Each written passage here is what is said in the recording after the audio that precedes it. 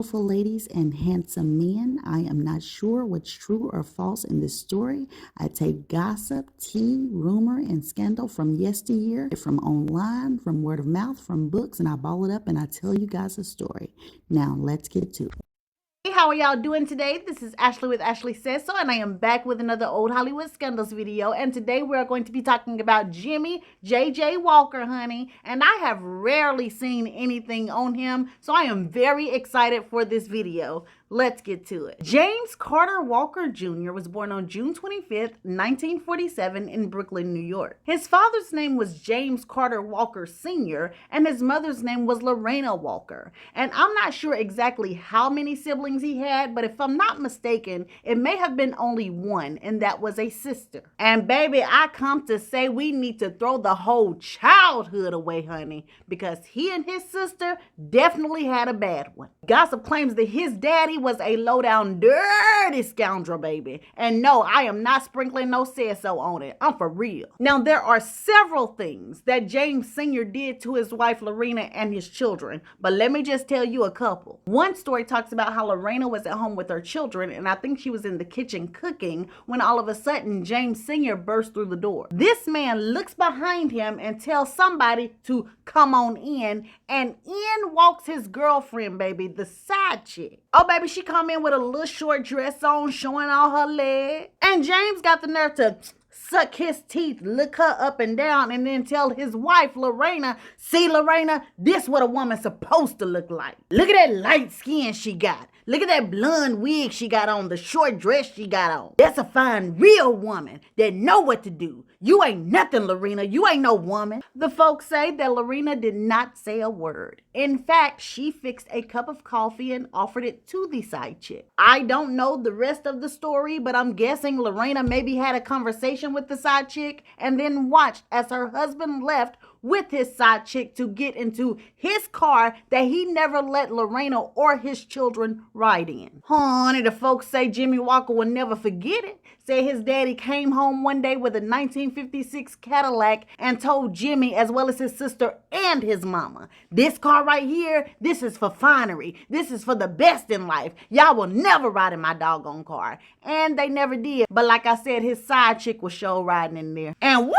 Child, I got to scream that in the beginning, honey, because the mess gets worse from here. Not only would James Sr. come parading his side chicks through the door, he also would come home and beat his wife Lorena with no reason, for no reason. Baby said one day little Jimmie Walker was at the top of the stairs, terrified as he watched his father beat his mother up the stairs, like literally was walking up the stairs beating her up the whole way.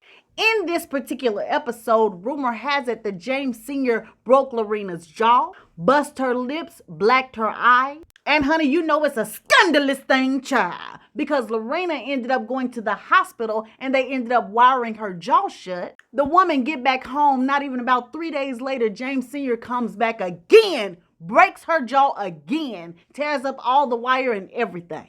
It was a terrible, terrible marriage, and it was a terrible way to live, especially in front of those children. And you may wonder, why did Lorena stay? It was not money, because according to rumor, Lorena actually worked 3 jobs. And yes, James Sr. had his own job, but he never brought no money to the house. Lorena had to give all of her money to pay all of the bills and take care of the children. And it also was not that she had nowhere to go, because according to gossip, she actually would send her children, JJ and his sister, she would send them away to her sister's house. So she had family and siblings that she could run to. So it wasn't either of those things. It was down home, true heart, red-blooded love. She loved that doggone man. She was willing to take the worst abuse and the worst treatment just to have this man as a part of her life.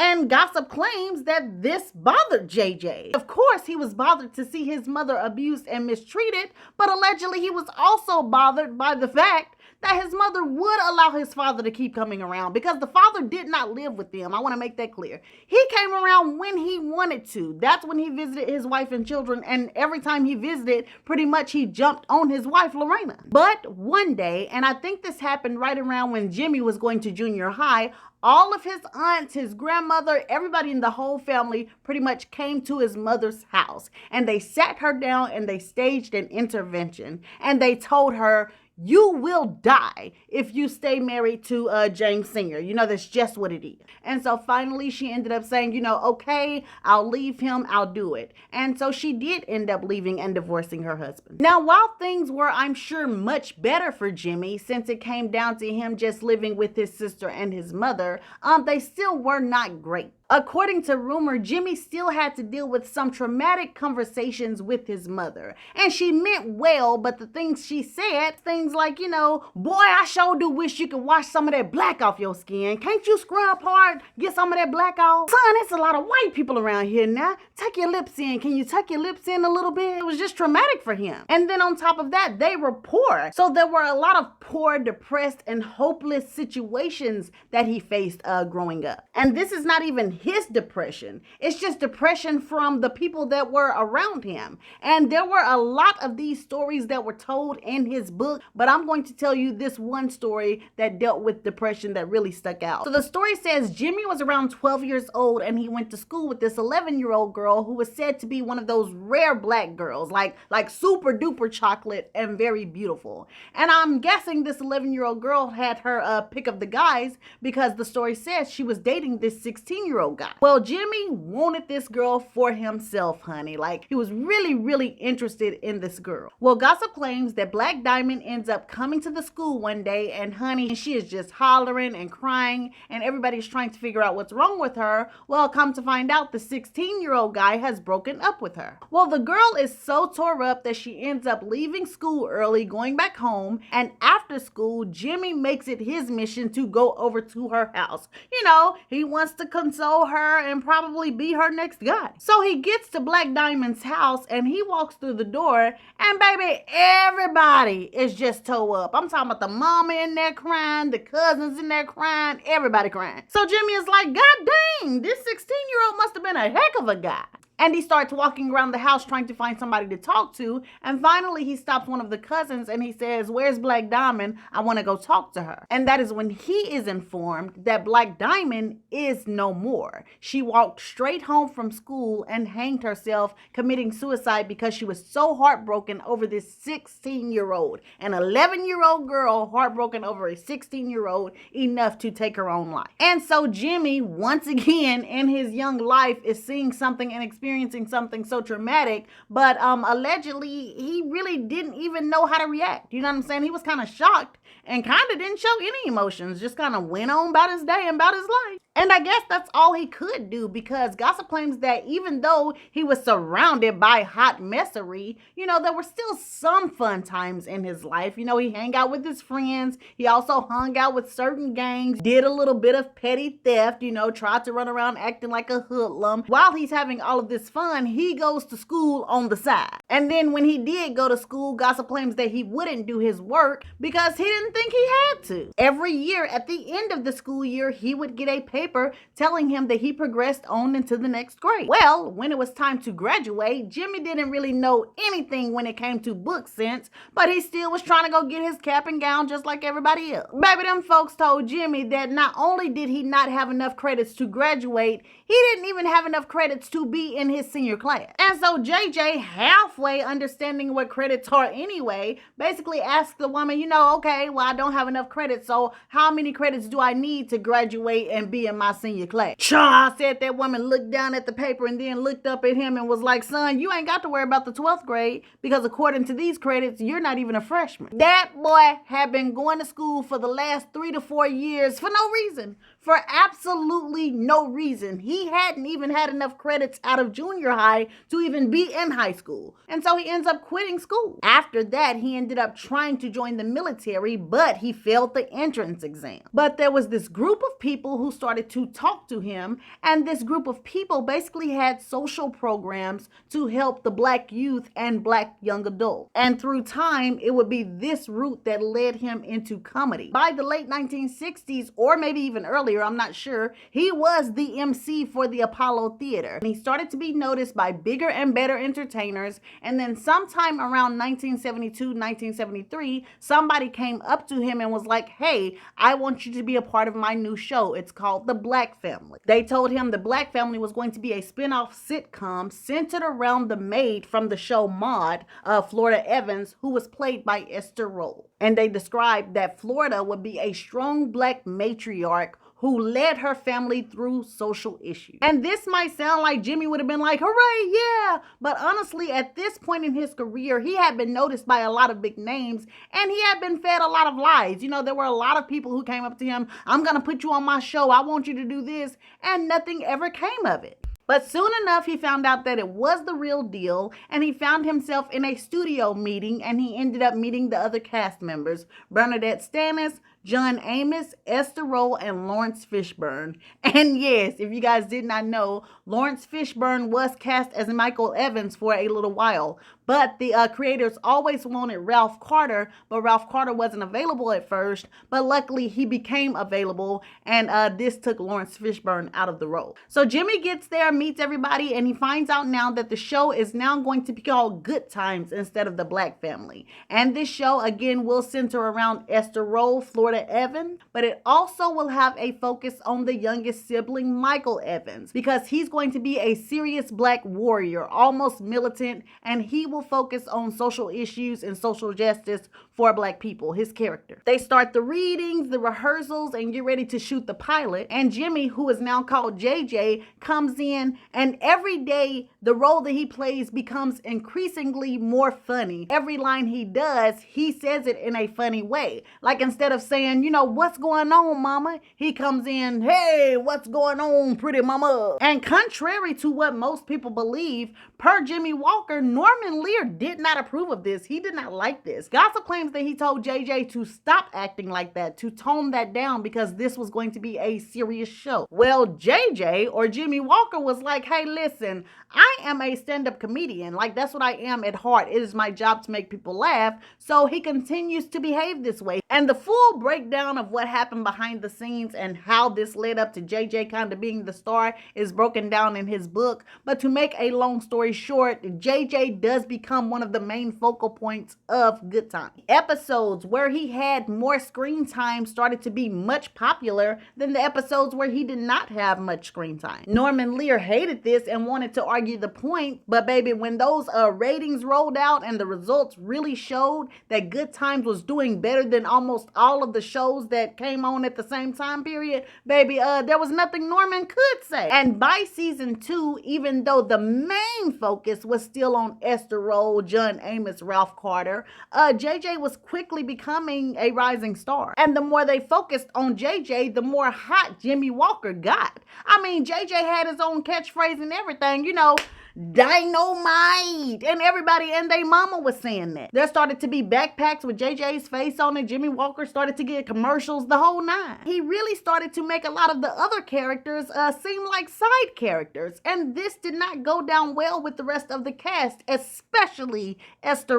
According to gossip, Esther was very bothered, if not a little bit jealous, by the way things were going for Jimmie Walker. After all, it was really supposed to be her show. This spin-off show was made for her character, the maid that she played on Maude. Also, even when it came to writing the show and casting the show, Esther had a big say in that. If it wasn't for her, Florida Evans would have been a single Black mother trying to face the world alone. It was Esther who made it known and made it clear that no, she did not want to portray a single Black mother. She wanted to portray an intact Black family, husband and wife and children. And she wanted those children of hers to have education. You know, she didn't want no thugs. She wanted them to go on the right path. She just wanted everything to look good with this family. And the studios tried to follow her method. They tried to appease her. She got the husband, John Amos. She got the children that focused on college, children that wanted to change the world. But that was only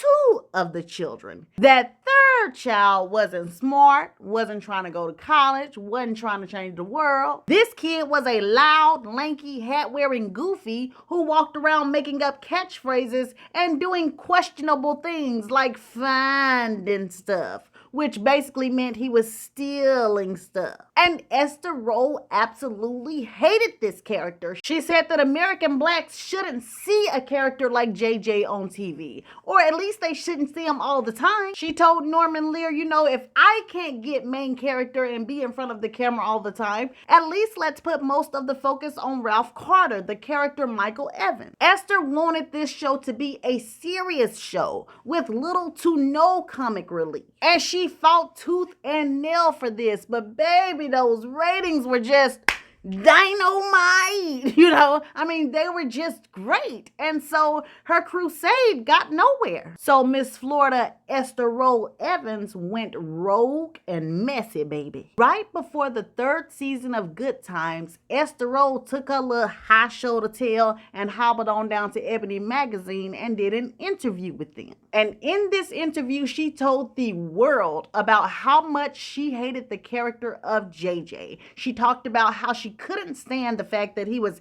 18 years old, couldn't hold down a job, couldn't read or write, couldn't think for himself. And she basically just said that she didn't feel like this is the image that people needed to see, especially black children. She didn't want black children feeling like all they had to do was hang out in the streets and make up catchphrases and think that would get them further in life. And so Esther made a great point. She really did. It was a great point.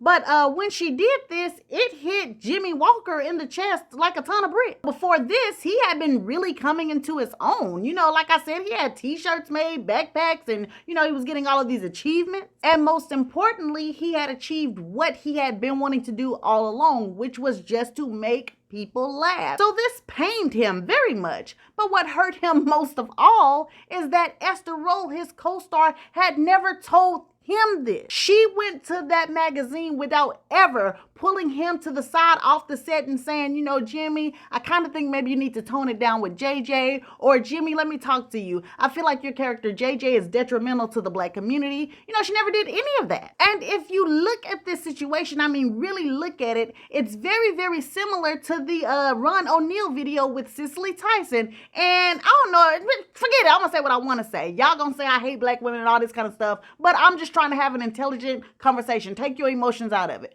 But let's look at the facts, or look at the alleged fact. Both of them, Cicely Tyson and Esther Rolle, were upset about the popularity of the characters that Ron O'Neal as well as Jimmie Walker was playing. They also both felt like that popularity was taking away from their characters, their more meaningful, serious characters that had a message to put out to the world. And they both went to big black media publications and put out stories about how they felt like those characters of Ron O'Neal and Jimmie Walker were destroying the black community. So that is very similar. And I swear to goodness, I'm not picking on these women. I just like to have an intelligent conversation, and I hope that's what we can have. So like I said, that's just an open discussion that I wanted to put out there. In fact, I want you guys to tell me what you guys feel like in the comments. But anyway, to get back to this story, after Esther Rolle did this, it did mess things up, not only for JJ, but Jimmie Walker himself, because once again, something else is probably gonna make y'all mad,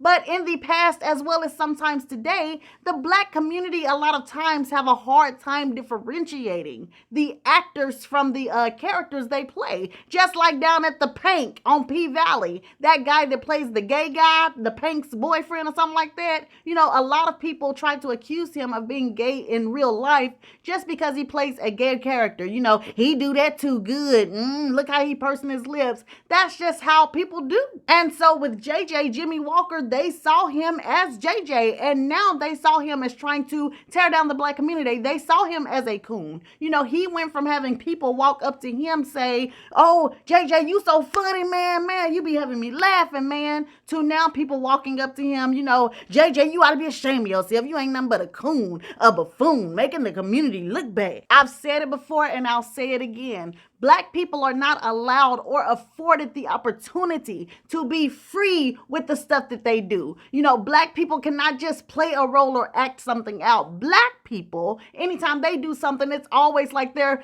carrying the responsibility of the whole black community on their shoulders. You know what I'm saying? They can't portray something or you're making everybody look bad. You know, so it really, really puts them in a box. So Jimmie Walker is dealing with that. And Esther, now that she legit has these feelings, you know, she legit wants to change things. Now she speaks out even more, and also now she's saying that, you know, the show needs more black writers. But per gossip, Norman Lear did have several black writers on the Good Times show. He actually allegedly wanted it to be all black writers, but from what he said, he could not find enough qualified black people to fill all the writer seats. And another thing that happened, once Esther Rolle spoke out, John Amos also started to speak out a little bit, and he felt the same way that Esther Rolle did. And Jimmie Walker did say that John Amos and Esther Rolle were always professional when it came to the set. You know, they never try to bust his head or anything like that, but they definitely were very cold and very distant when it came to Jimmie Walker. In fact, the only person in that set that Jimmie Walker said was even trying to be nice to him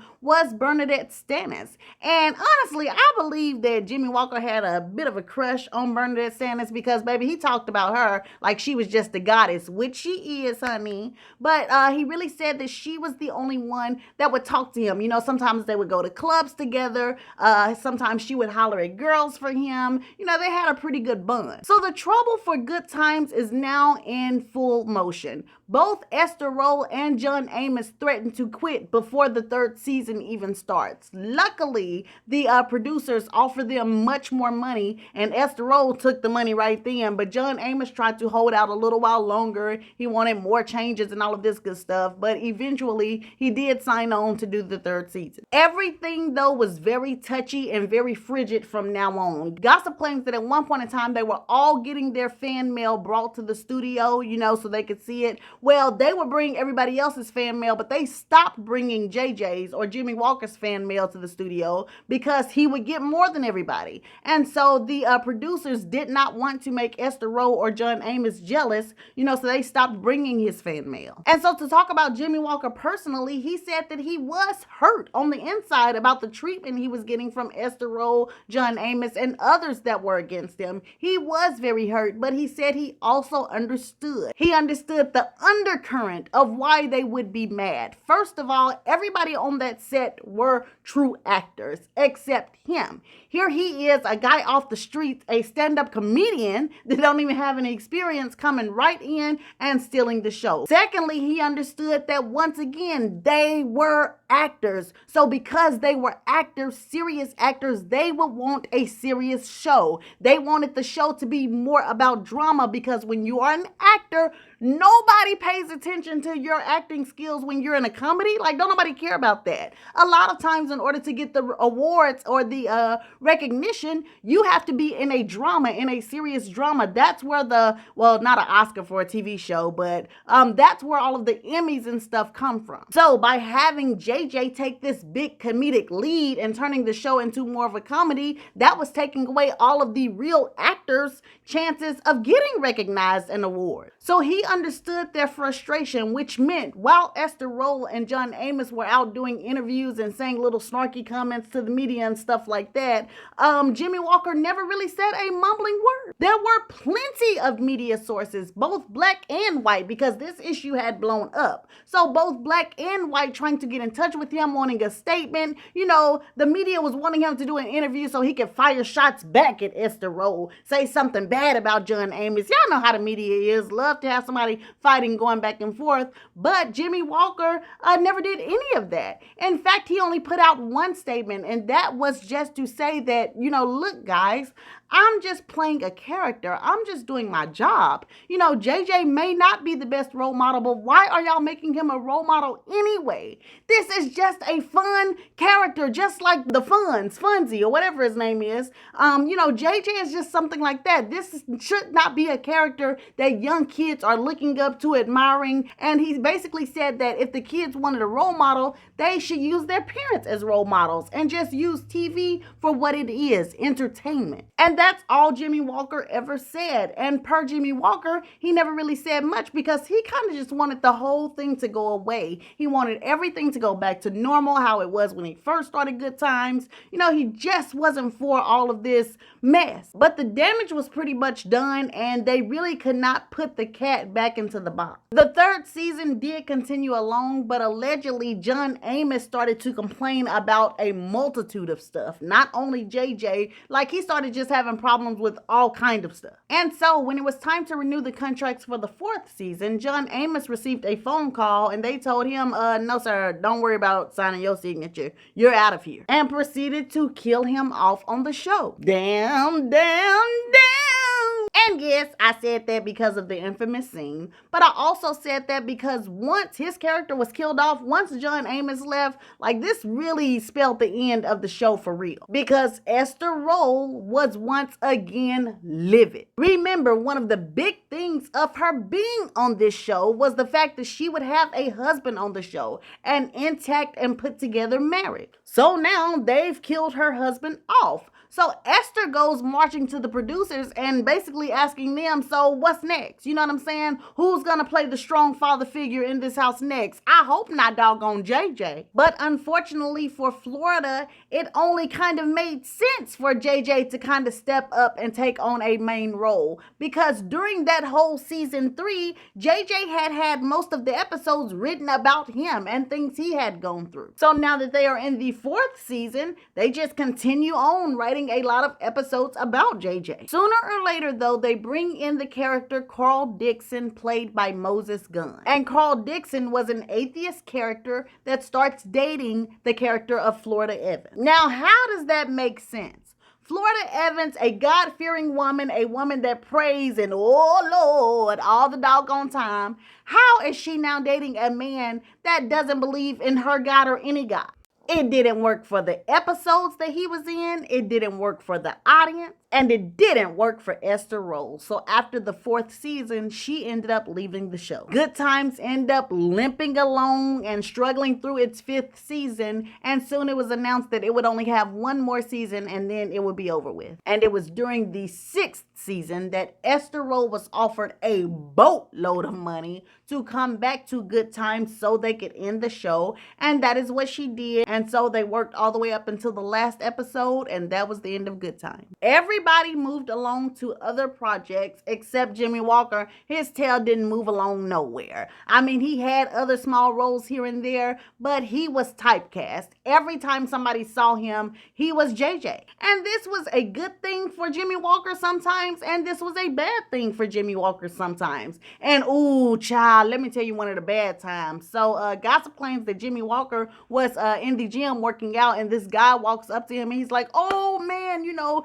Jimmie Walker, you're the best, man. Your character JJ changed my life. Man, when I was little, my family used to tell me I was gonna be ugly and skinny just like you, JJ. Just ugly and skinny. And I said, no, I ain't. So then I got to the gym and started working out, and man, look at me. Ain't nobody telling me I'm ugly like you no more, man. I got it going on. Jimmie Walker was sitting up there trying to hold back his tears. He walked off real quick. So that was one of the bad aspects. But one of the good aspects is that at least he did have some acting credit under his belt. So this helped him out when it came up to his stand-up comedy career. Also, Jimmie Walker was a CEO now. He used his Good Times money and he opened up a talent management company. And it was called Ebony Management. And y'all wouldn't believe the talent that this man had signed point under his talent management. Baby, the man had Jay Leno, David Letterman, Shirley Hemphill, and many more. And you may be wondering, like, what? He had all of this talent signed up under him? Why is he not a billionaire now? I will tell you that in just a minute. First, let me tell you about some of the personal experiences he had. Gossip claims that he was very, very close to Freddie Prinze and actually was with Freddie Prinze the night that Freddie Prinze had decided to kill John Travolta. Honey, the folks say that Freddie Prinze usually appeared on the teen magazine covers, and he walked by the magazine stand sometime in the 1970s and he saw John Travolta on the cover of the magazine instead of himself. He got so upset that he went and got a bow and arrow, went and picked up Jimmie Walker and told Jimmie Walker, I'm going to kill this new kid. So they got to John Travolta's house. Freddie Prinze starts banging on the door, telling John Travolta to open up. John Travolta is not home, thank goodness. So Freddie stands back and shoots a whole bunch of arrows into John Travolta's door, and then he gets back in the car and he drives off. Another person that Jimmie Walker hung out with a lot was Richard Pryor. And he had several funny stories with Richard Pryor, but the one that really tickled me was this one, honey. So allegedly, he and Richard Pryor were dating two white girls. I think they were best friends. And so they ended up taking them to Small's Paradise, which is a full black club in New York. Well, honey, they get in the club, styling and profiling with they white women, sitting down at a table in the front. And child, before they can even get comfortable, two black sisters walk up to them and was like, you know, I know y'all ain't with these white bees. Are y'all black tails with these white bees right here? Baby, Jimmie said him and Richard Pryor looked at each other, and at the same time, both of them said, nope. Got up and left and got in the car and drove off, child. Left them white girls at the club by themselves. And that's just a couple of many celebrity tales that were mentioned in his book. But let me tell you about this one. This one is the doozy. Now, this is probably early 2000s or maybe even in the 2010s. Jimmie Walker is at a club and he's on stage doing stand-up comedy, and he starts to talk about Michael Jackson and make jokes about Michael's nose. Well, Jimmie is just talking and he's just tossing out the jokes, and then he starts to hear an old man in the audience, like at the back, and this old man kind of says something like, you know, kind of just grumbling or mumbling, but he sounds angry. Jimmie can't see back there anyway because the lights are shining in his face, and you know, so he just keeps on talking. He don't pay it no mind. So he walks to this side of the stage and he's talking to the audience and he's tossing out more jokes. Baby, when he turns back around, the old man that was out in the audience is now on stage in his face telling him, listen here, you MFer, you gonna shut your doggone mouth about my son. You gonna keep my son name out your mouth. Don't worry about his nose. Don't worry about his skin color. Honey, Joe Jackson, and I'm talking about elderly Joe Jackson, has made his way to the stage, baby, and he is getting ready to bust Jimmie Walker all upside the head. So while this argument is going on, Jimmie Walker has been taking the mic away. You know, he got the mic down by his side, so the people in the audience can't really hear the argument. Well, the people in the audience do see the old man get ready to raise his hand and bust Jimmie Walker upside the head, but Jimmie Walker kind of catches his arm, puts it down, and then he lifts back up the mic and he says, ladies and gentlemen, I was just talking about the king of pop. Well, here's his father right here, Mr. Joe Jackson. And so Joe is kind of like, next go, he turns around, you know, and looks at the audience and he's waving and, you know, hey, and they're all screaming and stuff like that. So he does end up walking off the stage, but on his way off the stage, he turns around and tells Jimmie Walker, you need to shut up talking about my son. Don't let me hear you mention my son Michael ever again. So that is some of the celebrity stories with Jimmie Walker. As far as his personal life and the women in his personal life, Jimmie Walker said that he's a dog, baby. You know what I'm saying? He walks it like a dog. Jimmie Walker said that he's been with all type of women. But gossip claims that he really did not date Ann Coulter. I know there was a rumor out saying that he had dated Ann Coulter. They might have went on a date, but he was not her boyfriend. Also, there was a lot of gossip where people thought he was married to Chileee or Jerry Feuds, but per Jimmie, he was never married to her. You know, that was just a publicity stunt when they appeared on a game show way back in the 70s. Now, we are just about at the end of this video, but honey, I have saved the biggest two doozies for the end of the video, and I'm about to hit y'all with them. Now, I told y'all about Jimmie Walker's mother being abused in the beginning, and I also told y'all how she ended up leaving her husband once Jimmie was right around middle school age. Well, after that, homegirl really got herself together, honey. She went and got a degree. She got a nursing degree, and she started to make a lot of money, and she even got married again. And this new guy that she married to, this guy absolutely adored her. He also was a financially well-off man. Well, Jimmie said that every time he visited his mother and her new husband, his mother always seemed kind of distant. You know what I'm saying? He felt like his mother didn't really love this new guy, more like she married him for financial stability. And then about 5 to 10 years in, this new husband ends up dying. Well, sometime in the 1970s, while Jimmie is either on Good Times or right after he's done with Good Times, he calls his mother and he says something like, you know, "Mama, I've been looking to buy you a house." And his mama says, "Oh, good, yes, baby, that would be great. Cause see, me and your daddy done got back together, and see, right now I'm living in his place with him and his 2 girlfriends. But it would be good for me and him to go back." Click. Child, Jimmie ain't want nothing to do with it. That woman had worked all that hard to build herself up as a successful nurse and still went back to Jimmie's abusive daddy, who never acted like he really wanted her or their children, just to live with him and his 2 new girlfriends. And we're talking about a man who's around 70 years old at this time. Talk about a scandalous thing, child. That right there is just a hot mess. And Jimmie thought so too. Allegedly, he did tell his mother that, you know, "I can't talk to you no more." And so said that he cut his mama off for about 3 years. So that's one surprise doozy.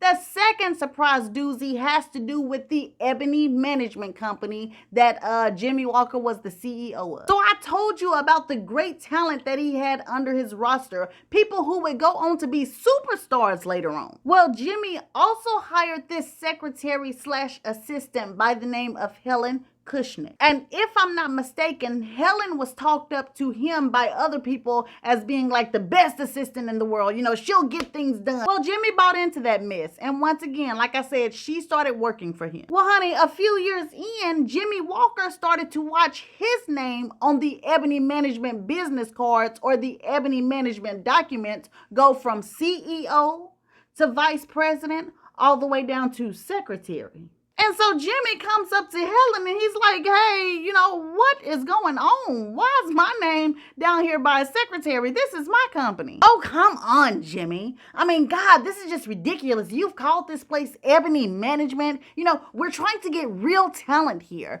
People are not going to send real talent here if they think you're the head of the company. Let's just be real. I mean, I'm not trying to be funny, but you're a black man. That scares them. And then you've named this company Ebony Management. Like, that's just gonna push people away." And then she proceeds to say, "You know, what you really should do is just let me and my husband take over this company. You know what I'm saying? Just let us take it from you." And Jimmie tells her, "No, this is my company. I'm not letting you guys take over." Well, Helen Kushnick was a woman that you didn't say the word no to. This is a lady who had tried and probably succeeded many times before ruining people's careers. She was a woman who did not mind in the least yelling out, "Oh, help, somebody assaulted me," just to get her way. She was a woman who didn't mind calling the cops and saying, "You know, I think my boss is doing some type of embezzlement. You know, he's just doing things that are not right with this company." And she would be the one that'll fix up the records, mess things up, but make it look like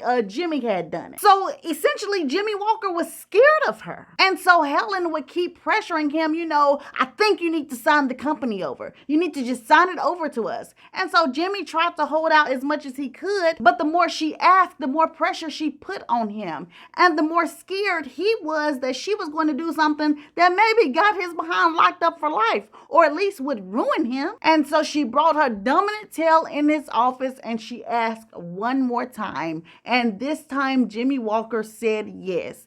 And y'all, this man sold the president's share or the ownership share of his company. And guess how much he sold it for, y'all? Oh my gosh, I wish I can read y'all's comments or whatever. Y'all, just guess how much he sold it for. Still put it in the comments. This man sold his share for a profit of $10 $10,000, y'all. Had all that talent signed to his talent agency and sold away his share, his ownership, for $10,000. Cha, and I ain't finished putting the icing on the cake, honey. Eventually, she also sold the company, sold the talent agency. Guess how much she sold it for?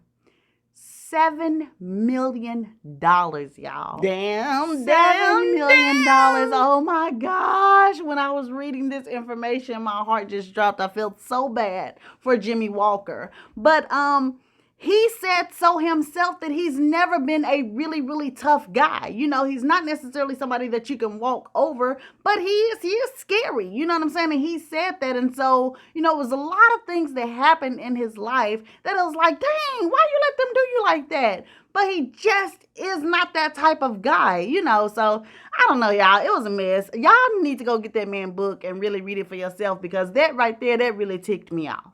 But anyways, this is the end of the old Hollywood scandal for Mr. Jimmie Walker. I love you guys so much. I hope you guys enjoyed this video. If you did, hit the like button. I can't stress it enough. Y'all need to hit the like button. Also, please subscribe. Come on in and subscribe to this doggone channel. But anyways, I will be back soon with another video. Love you guys.